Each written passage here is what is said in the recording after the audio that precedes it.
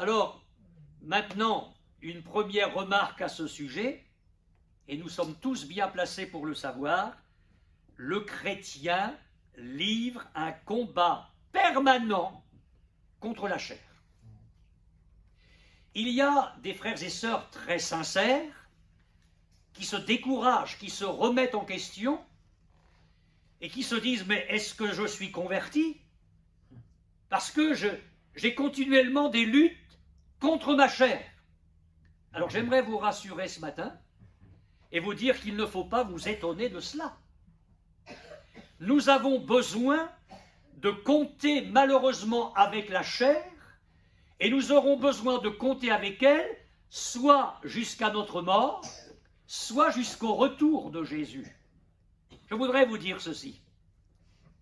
C'est que lorsque nous nous sommes convertis au Seigneur, la chair n'a pas été améliorée à la conversion. La chair garde sa nature mauvaise.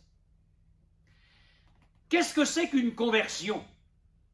Ce n'est pas le Seigneur qui vient vers notre vie, je vais la comparer à une maison, et qui dit oh, il y a pas mal de réparations à faire. La gouttière fuit, un petit mur là est en train de se fissurer, la fenêtre n'est pas tout à fait ajustée, on va faire quelques réparations.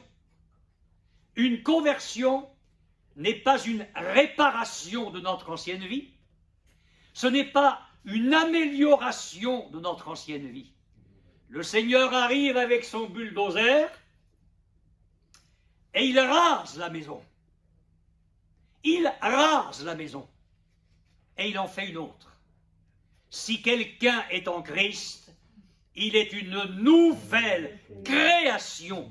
On parle bien de création et non pas d'amélioration. Une nouvelle création. Les choses anciennes sont passées. Voici toutes choses sont devenues nouvelles. Jésus a parlé de naître de nouveau. Ça veut tout dire. C'est une nouvelle vie, quelque chose qui commence et qui n'existait pas du tout auparavant. Donc la chair ne sera jamais améliorée. On peut l'embellir avec un vernis religieux. Des gens peuvent avoir une religion qu'on plaque sur la chair pour avoir une vie, semble-t-il, un peu meilleure, mais en fin de compte, la chair se manifestera toujours comme telle. Il est important que nous comprenions cela. Dans la vie d'un chrétien, la chair est toujours bien présente et elle se manifeste comme chair. Alors vous allez me dire, mes frères, où est la victoire? Eh bien, la seule victoire, je ne vois pas autre chose dans ma Bible, c'est de maintenir la chair crucifiée avec Jésus par la foi.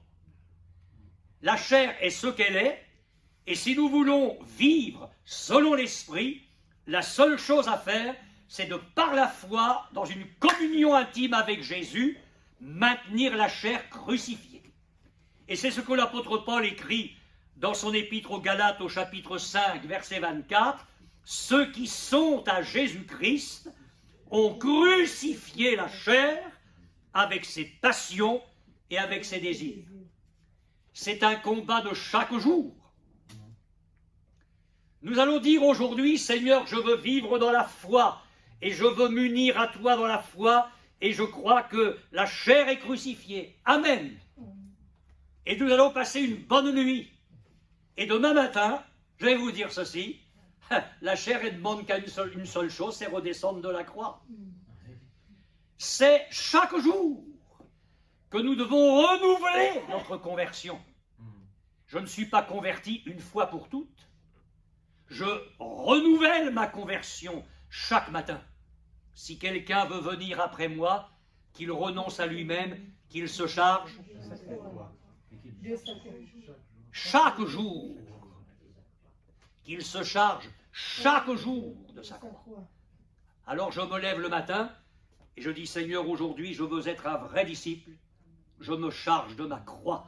J'accepte de vivre dans la foi au Seigneur Jésus pour que ma chair demeure crucifiée.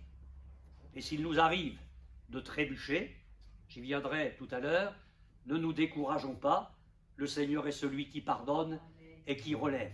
Mais je voulais vous dire ça pour que vous ne vous découragiez pas, vous avez des luttes avec votre chair, c'est normal. Et je vais vous encourager, vous en aurez toute votre vie. C'est un combat, la vie chrétienne est un combat, ce n'est pas une partie de plaisir. Nous sommes dans une arène et nous sommes appelés à être des soldats de Jésus-Christ. Notre victoire est donc dans notre union avec Jésus, dans une communion intime et profonde avec lui. Ne cherchez pas, je vais vous lire